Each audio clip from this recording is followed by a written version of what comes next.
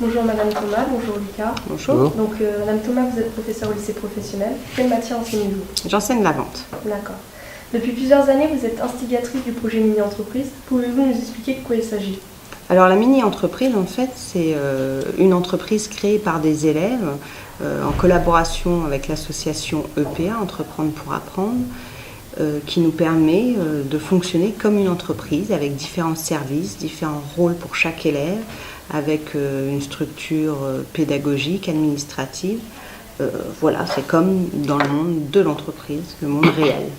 D'accord. Et les élèves de quelle classe sont impliqués dans ce projet? Alors cette année, on a impliqué les 3e dans le cadre de leur EPI et la classe de seconde vente.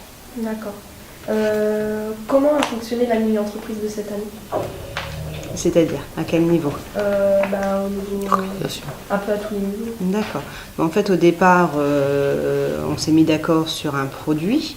Les élèves ont créé un nom, un slogan, et après chaque élève en fait a postulé pour un poste au sein de la mini-entreprise en fonction de leur affinité, donc que ce soit au niveau administratif, commercial, ressources humaines, production, voilà. Donc on a fait un job dating en fait avec le parrain de notre entreprise qui est Monsieur Veilleret, qui est responsable qualité chez Orange. Et c'est pour ça que Lucas est d'ailleurs président général de la mini-entreprise, puisqu'il a été élu par ses camarades.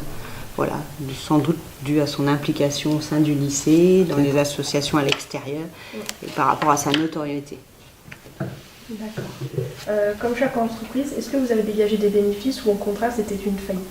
Alors pour l'instant c'est des bénéfices, mais c'est pas encore fini puisqu'on a encore des commandes en cours et que Lucas a négocié et on va participer à des marchés, donc notamment à Clange et à Romba en septembre. Où on pourra vendre notre production puisqu'il nous reste encore, je crois, 30 socles de la lampe.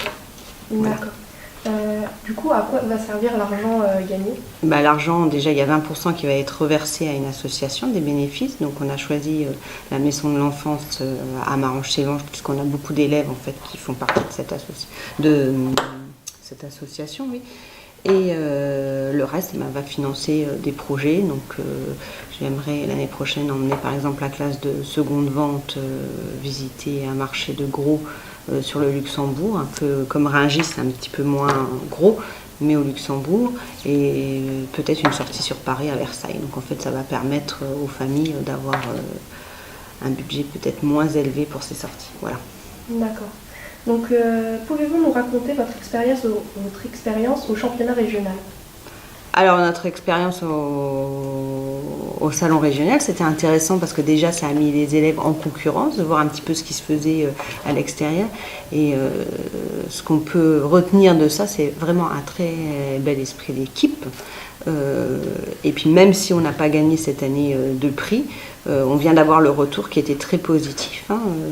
Tu te rappelles ce qui était noté stratégie commerciale, une bonne stratégie commerciale, voilà. L'entente, les rôles étaient bien partagés. Voilà, que le stand était très agréable, que joli produit au niveau de l'esthétique. Voilà, ça a été vraiment positif et puis ça met vraiment les élèves en situation réelle par rapport à leur bac professionnel, voilà, puisqu'ils préparent en fait un bac pro-vente, donc pour être le métier de commercial. Voilà. D'accord. Et donc vous avez présenté votre mini-entreprise au championnat régional, donc quelle en a été la finalité? Qu'est-ce qui s'est passé au final après? En fait, on présente nos produits, on a différents jurys qui se déplacent, des professionnels, des maires, des élus locaux. Voilà, ça permet de nous faire connaître. Créer une notoriété d'entreprise. Voilà, une notoriété d'entreprise. Ça permet aux élèves de créer une cohésion entre eux. Et puis là, ils sont vraiment, nous on était les professeurs, on était complètement en retrait et c'est vraiment les élèves et le produit qui étaient mis en avant et il y avait une très belle cohésion au niveau des élèves. Voilà.